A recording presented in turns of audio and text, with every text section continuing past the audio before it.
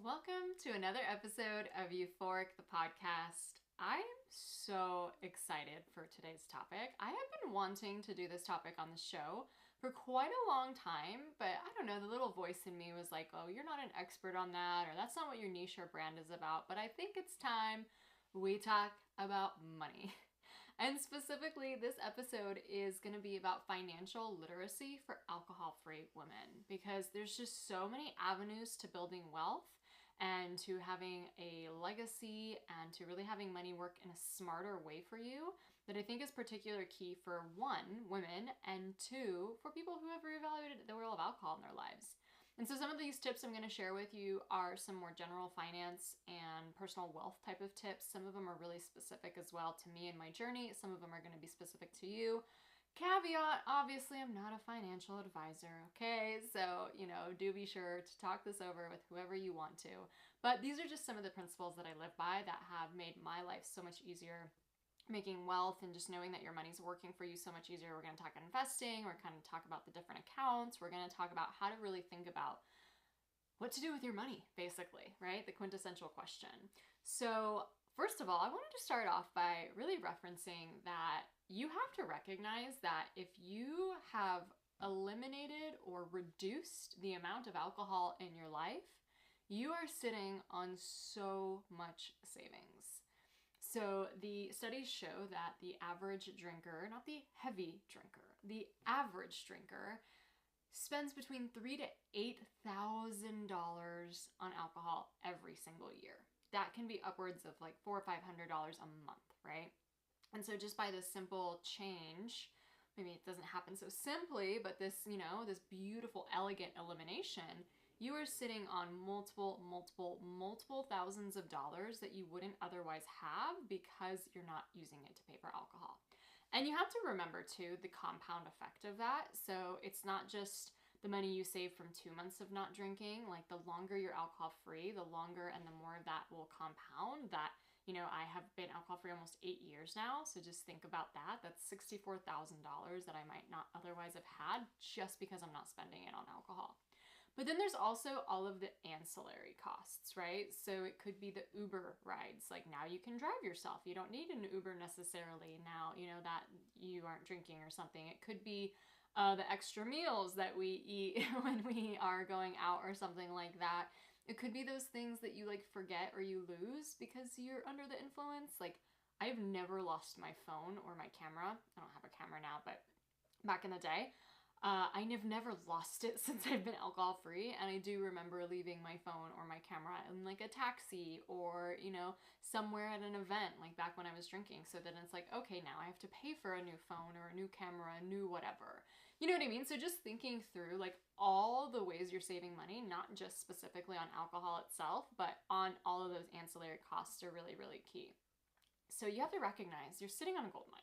You're saving so much more money than normal people are, than other people who haven't reevaluated alcohol. And even if you're the type of person who takes breaks, who is like on and off, who, is drinking less, that's also savings too. So don't discount yourself if you're not totally alcohol free. That doesn't matter specifically. Like just honor the fact that you are now being so much wiser about where your money goes. It's not going to this immediate gratification all the time. You can actually do something really, really special with it. And then add that to the transformation that happens when you go alcohol free or reevaluate alcohol, where you're thinking more clearly, you know more about what you want in your life. You're not just kind of going through the motions and the inertia, like you're getting a sense of intuition and creativity and a sense of confidence back. Now is the perfect time to also turn it to your relationship with money. And I had an episode quite a few years ago now. It was called Money Mindset for Alcohol-Free Women, and it was all about how to break through that scarcity mindset and lean into abundance and ways that I upgraded my life in just really simple ways. Like, for example, I used to have these crazy plastic pens, and I'm a chewer. So if you give me a plastic pen, I'm going to chew the shit out of it. And it wasn't good for me. It wasn't good for my teeth. And these pens were so nasty. Like I have this white dog, he sheds everywhere. So the pens would get wrapped up with the hair. Like it was just not a vibe. And so I upgraded to these metal pens that cost me $9 on Amazon for 3. And it's not even that expensive. It's not that big of a deal. But now that I have them, it just feels like such an upgrade in my self-worth. So that's a really good episode to go back to. I'll probably do other episodes on money too, because I just think it's such a fascinating topic. Like, there's probably the most two complicated, inanimate objects we have in our society is money and alcohol, right? And so there's a lot going on there with our relationships with those two things. But I wanted to focus this episode also not just on the energetic pieces and the upgrades and like your self-worth, but also just like financial literacy 101. Because depending on where you are and your life and your influences, like some of us are starting at square one, some of us are starting at square eight. So I just want to lay the foundation. And, obviously this isn't something that's talked about very often in personal development. It's saved for like those advanced financial conversations you have with a financial advisor, and we need to like break that down. We need to make this stuff way more common knowledge. So just know you're saving a lot of money when you go alcohol free, and you also have the clarity and the foresight to actually do something really, really smart with it. So now, what do you actually do with it, right? What do you do not only with the money saved, but any money that you're making from your job or from your business or something like that? So one thing that often happens, and especially for women, is that we feel safer hoarding cash. So we usually just save something. And I actually even know women, for example, who don't even have a savings account. They only have a checking account. So they're not only hoarding cash, but they're not even getting interest on their cash. So this is not what you want to do.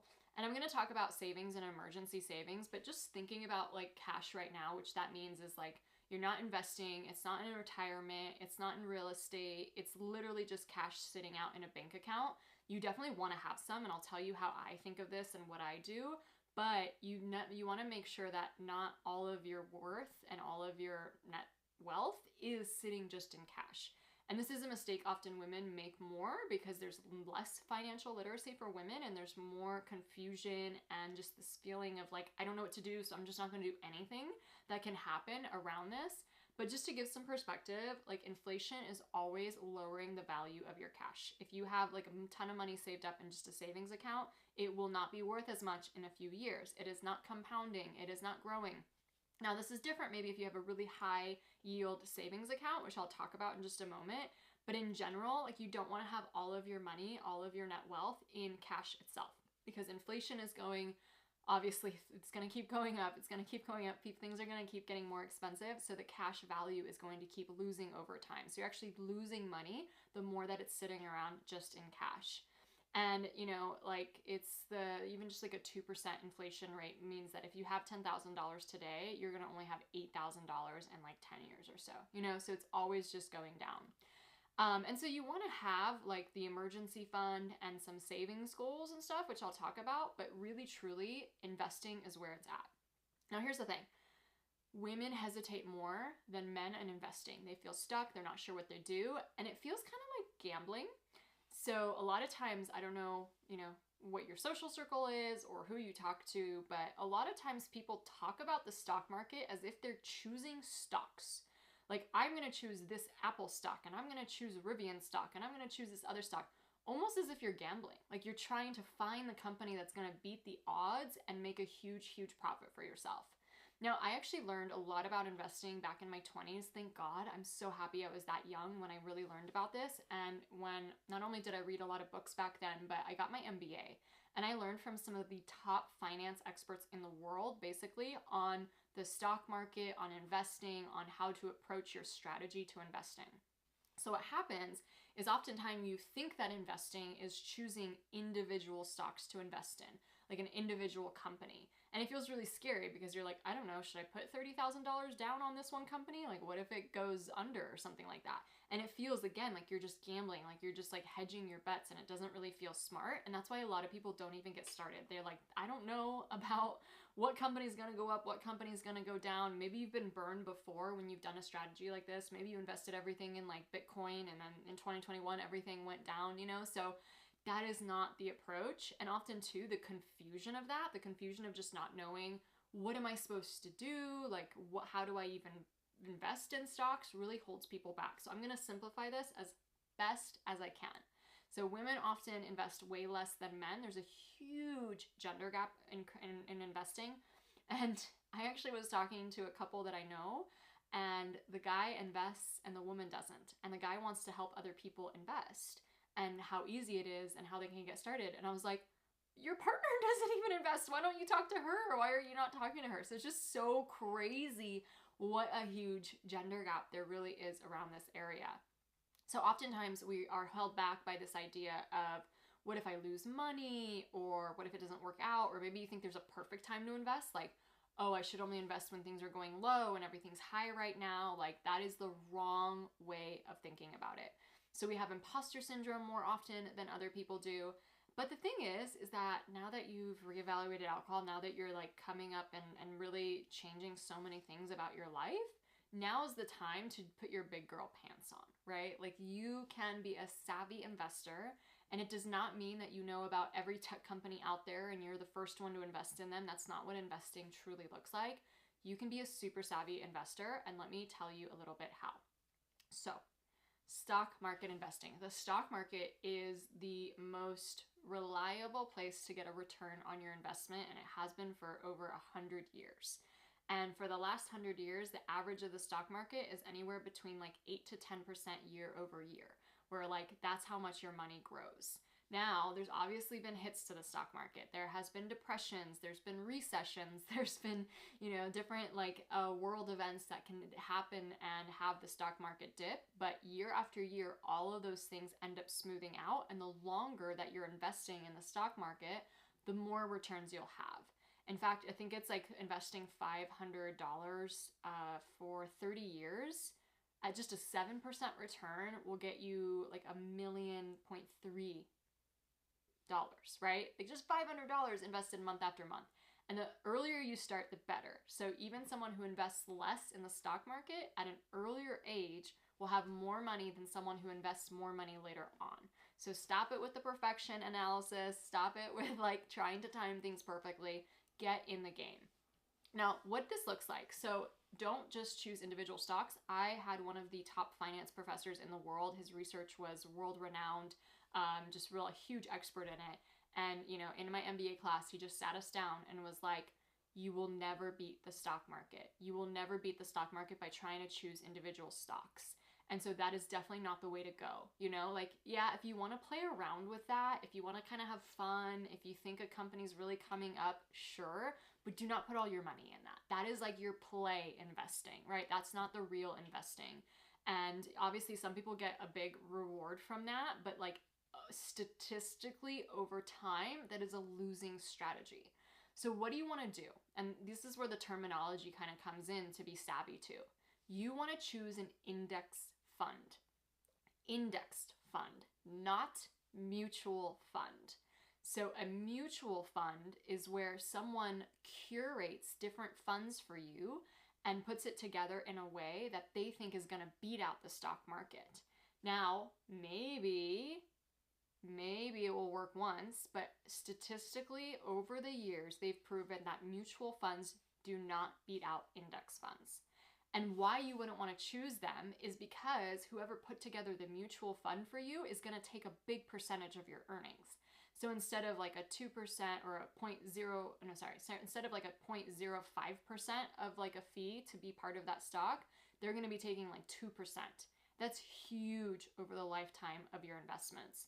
So mutual funds are not the way to go. Not only do they never outperform, well, not never, but statistically over time, they don't outperform the index funds, but also you're paying a hefty fee for someone to curate for you. And so even people who are like, I work with this advanced financial advisor and they have me set up in all these mutual funds, they're probably paying more and earning less than they would have if they actually just went with index funds. Tony Robbins espouses this idea. A lot of big investors espouse this idea, like Warren Buffett, like the big top names in investing and in wealth generation all say the same thing. So this isn't just my opinion. It is like what these top dogs are talking about. So how does a mutual fund versus individual stock relate to what an index fund is? So an index fund is when you take basically the mega part of the stock market and invest in it. So one index fund, for example, is the entire US stock market. So I have an index fund where I am investing in the entire US stock market, everything that's a public company. And so if the US stock market goes up, I go up, right? And guess what? The US stock market always goes up. And so it's really interesting when you think of like some people think of money as this pie where, you know, if someone has this much, then someone can only have this much. Like you have to share it and that there's never enough to go around. But what the stock market proves is that every year it grows, every year. And obviously there's dips and there's recessions and stuff like that, yes, but over time, every year that grows, which means that companies are producing more value over a year and more money over the years than the years before. So it's not like the pie shrinks or gets cut up, it's actually expands. Like there's more value over time. There's more value today than there was in 1920. Our stock market has gone up since then. So the US stock market obviously has a huge historical success rate. It is every public stock that you're investing in if you want to. Now I use Vanguard. I really love Vanguard. I think it's super, super easy. And if you want to pick my brain and be like, Carolina, exactly which fund are you talking about? Like, what's the sticker? They're called stickers and they have like abbreviations. Send me a DM on Instagram. I'm super happy to share that information with you at euphoric.af. Send me a DM and I'll share you the exact sticker fund that I invest in. I do also have retirement and all this kind of other stuff. But when it comes to my investing that's outside of retirement, this is the main investment fund that I invest in. And so that's one example of an investment fund. Another example is like the S&P 500. So these are the top 500 companies in the public market, usually in the United States, that you could invest in as well. So that's another type of index fund. There's index funds for Japan, like the top companies of Japan. There's index funds for Britain. There's index funds for kind of a different variety of things, but basically they're not hand-selected stocks that you're hoping are going to do best. They're the whole stock. They're the whole marketplace, you know, in a certain area. And there's even index funds for like socially responsible companies and just, you know, things that are more values based. So there's like a lot of different ways to dice it and slice it. But either way, index funds will always outperform mutual funds and individual stocks. And so now you don't have any decisions left to make. You don't have to try to gamble or pick the right one. You just pick the one index stock and put in money there. And it's so simple. And when you decide to, you know, maybe you invest $200 a month or so, you invest $500 a month, you know, like however strategy you have, how much that will compound over time. And I think it's crazy because I think my parents are older, so the stocks in retirement did work out for them as well. But there's earlier generations that only had pensions and didn't really invest very much and didn't have the retirement option. And even my dad, his 401k, I always say it wrong. Even my dad didn't probably get the option to start a 401k until later on in his life, right? So my parents already amassed wealth through that area, but it didn't even start with them when they're in their 20s. So we are kind of the generation who's had these options since we were 20. And what's going to happen is you're going to take maybe $500,000 that you could have saved over the lifetime of your life. And I know that sounds like a lot, but if you save that much over the course of like 60 years, you're going to turn that into millions and millions and millions of dollars. Actually, there's a book called Die with Zero that's all about how the middle class with this kind of, you know, investment strategies and all the retirements and everything that has available to us, that we're actually going to die with so much money. And it's weird because it's like the way that compounding works is that you're not going to feel that money at first. At first, it's going to feel like it's growing really slow. And then you're going to be 80 years old and you have like of $2 million, and then you're 90 years old and it's like 4 million. And you're like, where was this money when I was younger? But basically is that the way it compounds is you're going to end up having so much more money if you start the strategy as early as possible. And obviously there's a saying that like, you should have started yesterday. The best time to start is yesterday, but if you didn't, start today, right? So just get started wherever you are. I love Vanguard and I love the index funds. Feel free to DM me for the exact one that I invest in. Now, I know people have this kind of like risk versus volatility. So one, that's why index funds are so great, is that even if there is a recession or, you know, something happens in the world, like a global catastrophe or something like that, they statistically over the last like 120 years, statistically from that amount of data that we have, they've always bounced not only back, but then higher. So if you have the time to wait, you will almost never lose, right? So if you are younger, if you're not yet retired, if you're not yet in the years when you're going to need all that money, then you have the patience to be able to wear through those storms. Now, if you are someone who is maybe older, you could diversify a little bit. So stocks are a little bit more risky and volatile than like bonds, like government bonds. So for example, you could have some of your portfolio, like 70% going to stocks and 30% to bonds, or whatever you feel more comfortable with. And that's usually how retirement accounts are built, because retirement accounts are built with a little bit of that safety. Like the younger you are, the more stocks and more volatility there might be, and the less bonds. And then they kind of start switching out the ratios as you get older so that it's like a safe bet for you. Okay, so just be sure to know that you should start now.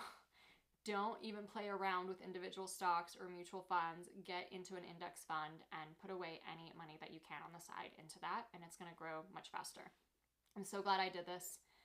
We started out when I was in my mid-20s, and that account right now has like 4 times as much money as we've ever put in. So it's just so cool to see like, wow, this stuff actually works. Now, how do you manage this with a retirement account? So, there's different schools of thoughts, but a lot of people say max out your retirement first, and then you can put anything extra into an investment account. So if you have an employer-sponsored retirement account, be sure that you're matching it.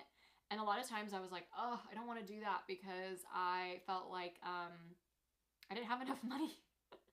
I was only making between 30 to 60,000 when I was working in a formal job. So 30 when I started, and it grew to 60 over time with, promotions and upgrades and whatnot. But I just felt like at the end of the day, I lived in Southern California. It's the most expensive real estate area ever to live in. The cost of living is pretty high here. I was like, I don't have all this money to give away to my retirement fund. But the thing is if you're getting someone like your employer to match your retirement, a lot of times when you go to the highest limit that you can, you might not see that reflected so much on your paycheck, because then what happens is the government then taxes you less. So your paycheck actually might not be that different if you're maxing out your retirement, because then you might get taxed less. So it's just smart to see what your options are if you're working for an employer, to be sure that you have the match and that you're contributing as well. Okay, now if you are, in addition to that, you want to save more money, you can also open a IRA. And so a Roth IRA is an account that you already pay the taxes on your money from the government, and then you put in the extra money into the Roth. So it's already taxed and it won't get taxed when you're older.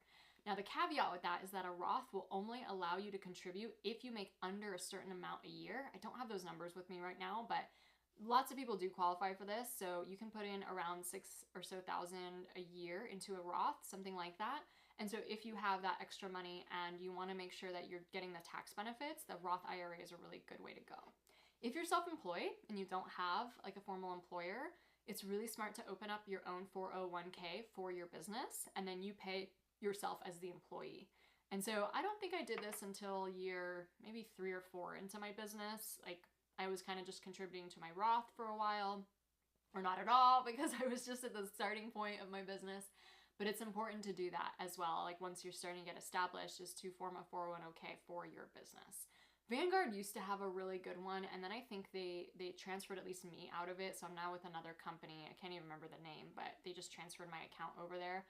But it's basically a retirement fund that I'm invested in, and it has that kind of mix of stocks and bonds. So it doesn't actually grow as fast as my index fund does, right? But it has a little bit more of that safety.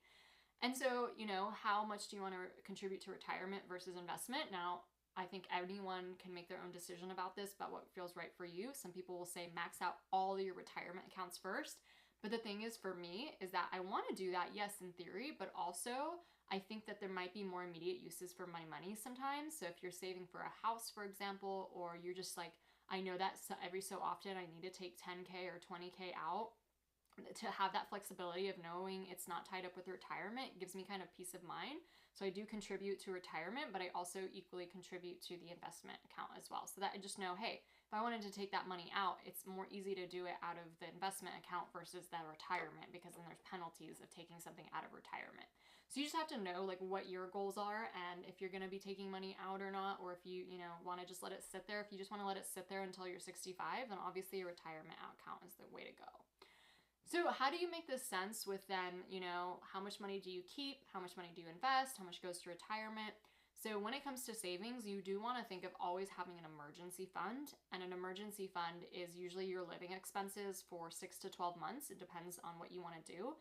and or any other fund that you are going to immediately need money for. So if you're saving up for a vacation, then put it into a savings account. If you're saving up for a house remodel, put it into a savings. If you're saving up to level up your skills in your career, like a certification or a mentorship, you can start saving for that as well. And that way you have these money in these like different pockets, these different buckets for yourself, and you know that you're not taking it out of investments. You can if you need to, obviously, go for it, but that can kind of help too to think, how much money do I need on hand? So I used to feel really comfortable with my emergency savings being around $30,000, and so that was like, okay, that will cover our living expenses for a while. And we recently upped it just because sometimes like we just need a lot more money at one point, you know, like the more you invest in or the more that you are growing yourself and your skills, it's just nice to know that that money's there. So I'm now more closer to like, I'd rather have 50K at least saved up in emergency savings. However, do not just put it in a regular savings account. So most savings account can get like 1% interest. And so a high yield savings account, the best ones will get you around 4% today in today's economy. So it's not as good as the stock market between the 8 and 10 or 12%, but you're at least making your money work for you and you're getting a few hundred, if not thousands of dollars of interest for yourself. So a lot of the high yield savings accounts are online banks. The more traditional banks have the worst rates. So the traditional banks are the ones that, you know, you see on the corner of the neighborhood, whereas more of the online banks that don't actually have a storefront usually are able to allow better rates. And I don't even want to say like what bank to choose because who knows, the savings like rates change so much. So just Google high yield savings account and you'll find something with a better percentage for yourself. And some of them don't even have any minimum that you have to hold into that account or anything like that. So, you know, it behooves you to do that. So we have a savings account for our personal. We have a savings account for our business, and both of those are high yield. We have a checking account for my personal. We have a checking account for my business. Those don't yield anything, right? Because that's like operational money that's always going in and out. Then we have a 401k for my business. I have a Roth IRA. I have my old 401ks from my previous employer, as does my husband. And then we have our investment index as well, the investment fund that we have. So on real estate too. I'm not even going to talk about real estate in this show because it's just too much for one episode. But real estate is obviously also a good way to diversify and to be able to either sell it one day or to get the renter income as well, which is really, really smart. But the last thing that I really want to talk about is one of the most, I think, critical investments that people can make. And I've seen a lot of leaders talk about this too. For example, Grant Cardone really talks about this. He's a savvy real estate mogul and also a non-drinker and really helps people manage like money and build wealth. But one of the more critical ways that you can actually invest in yourself is not just these traditional areas, it's investing in a business. So a business has the potential, if the stock market can give you a 10% return and a high yield savings account can give you a 4% return, a business has the potential to give you a 200, 300, 500% return. And obviously a lot of people have the risk aversion of like, oh, I don't know if it's going to work out with my business, but I truly believe that you can make anything work and it's just a matter of the commitment and perseverance to it. And so I know a lot of obviously entrepreneurs in this, you know, listening to this podcast have already done this for themselves and just recognizing that like, oh my gosh, yes, I have to level up my skills. Yes, I have to invest in my business, but it's going to be worth it, or it is already worth it because I'm getting that money. I'm selling products and services that actually net me back money. But it's also a really interesting way to think about just investing in general, because if you have like money that you want to invest and there's this option or this option, just not seeing through that a business as a vehicle is one of the best and smartest ways to do so, I think is like where a lot of middle class people miss the mark. Because for example, 88% of millionaires are entrepreneurs. So the real way to build wealth and to have this work so much faster for you and not just this like slow compounding is to build your own business. Because whatever you invest in your business, hopefully you will continue to grow that into returns that are going to be far, far, far, far bigger than what you invested in. So I want to just share an example with you today. I have invested just this year $92,000 into not just my business, but into mentorship and up-leveling my skills in my business. So certifications and business masterminds and business coaching. I'm not even talking about the ad spend we have. I'm not talking about other, like operational costs that we have, all the things, like none of that I'm even including. I'm just talking about what I've invested into my growth, my skills, and my business development has been $92,000 this year. Now, even saying that number makes me feel really weird and awkward because it's not such a low number for me that it doesn't feel like a lot. Trust me, that's a lot of money. That is a lot of money. And there's probably places where I could have bought a house and down paid that house already with that money. Like, to think of that is insane. And to even put that money in a stock account is like so much money to have saved up right there. Like, that is a great, amazing amount of money. However, because of my past experience with my business, I know that when I invest in my skills, my marketing know-how, my psychology know-how, my subconscious know-how, I am able to get an even bigger return on my business than I could in the stock market. And that is something that, like, betting on you is so important to recognize, that you can literally take a business as one of the most incredible vehicles where you take your skills and your knowledge and your transformation and your passions and actually can turn it into something that will 200, 500, 600% X your ROI. And the thing is like a lot of people get so stuck on that investment piece. They're so scared to do that gamble.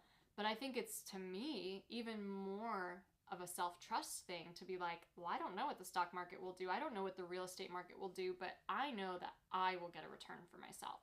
Because you're going to work your heart out and you're going to sell your heart out. And this is your baby and you care about it and you're passionate about it. It's like the best guarantee you can have that you're really going to do this. And that investment sometimes is the skin in the game you need. I did another podcast episode on the research of Dr. Benjamin Hardy, another non-drinker. And he really shares the difference between wannabe entrepreneurs and ones that are really successful. And then he sees there's a huge tipping point where the moment someone invests a big amount into their business, that's when everything takes off for them. That's when they start seeing the success and like really plowing down that foundation for what they're going to build. And anything before that, they're just very wishy-washy. They're 1 foot in, 1 foot out. It's all this kind of stuff. And so he literally has an entire PhD. His like thesis was based on this idea. He talks about it in his books.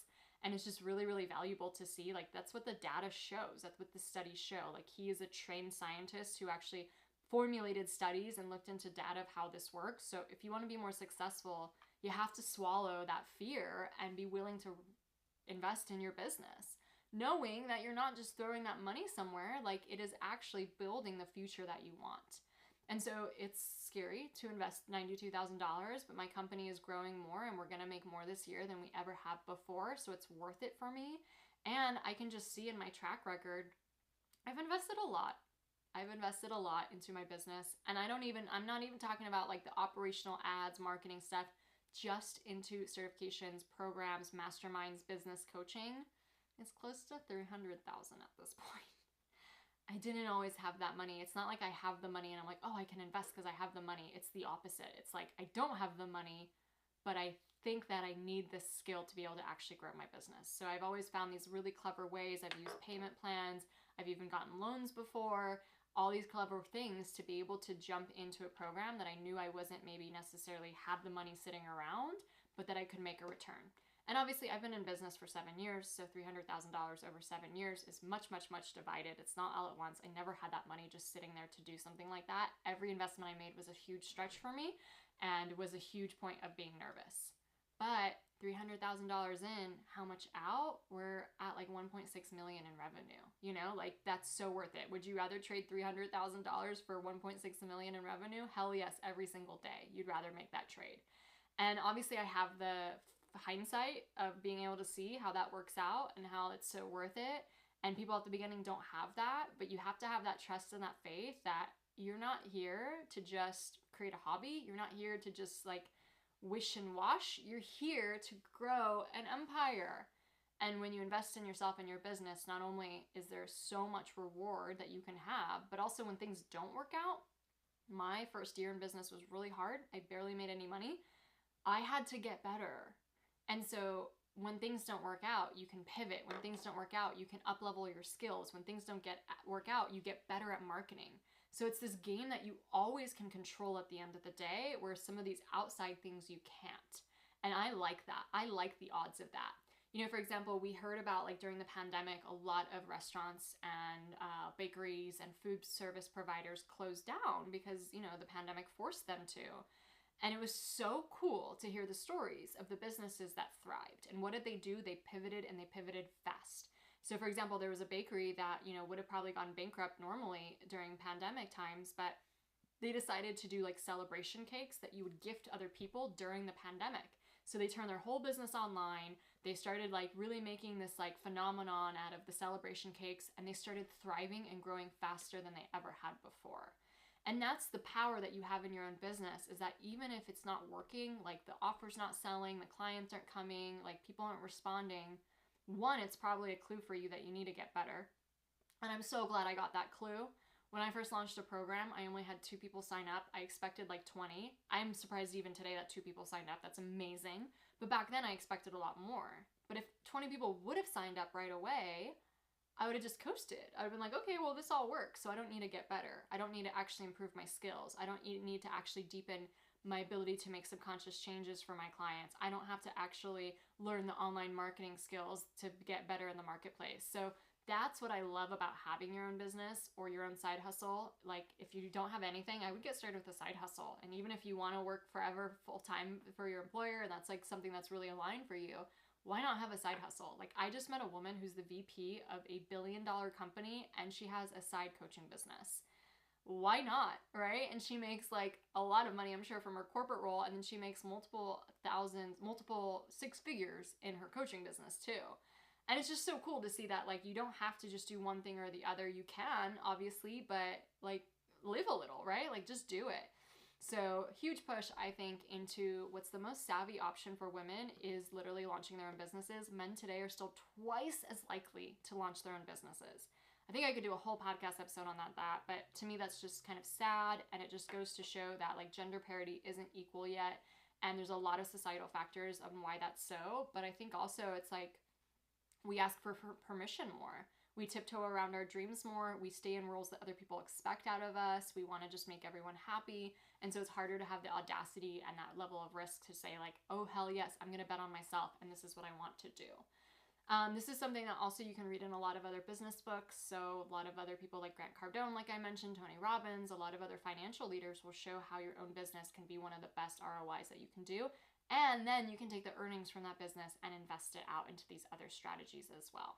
I hope this episode was helpful. I hope some like aha moments were had, and you have some better idea about how to manage the money and how to grow in your financial literacy and savviness. Like this isn't something you have to be scared of or anything like that. Feel free to DM me on Instagram.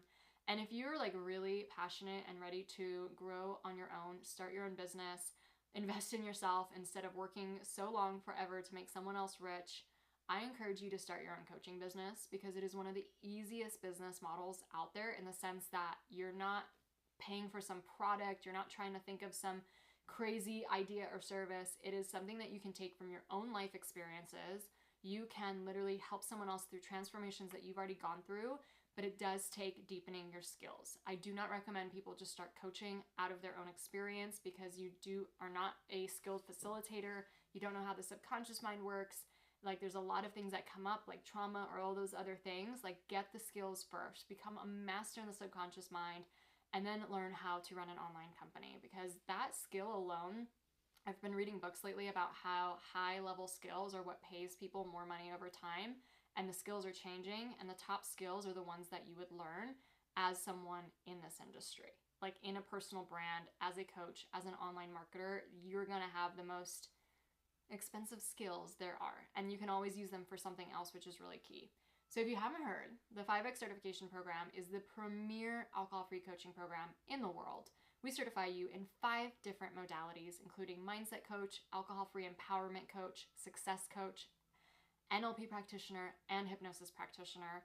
It is deeply, deeply a study of the subconscious mind and how to affect changes in it, because consciously everyone wants to change. This is why you need to work with the subconscious mind.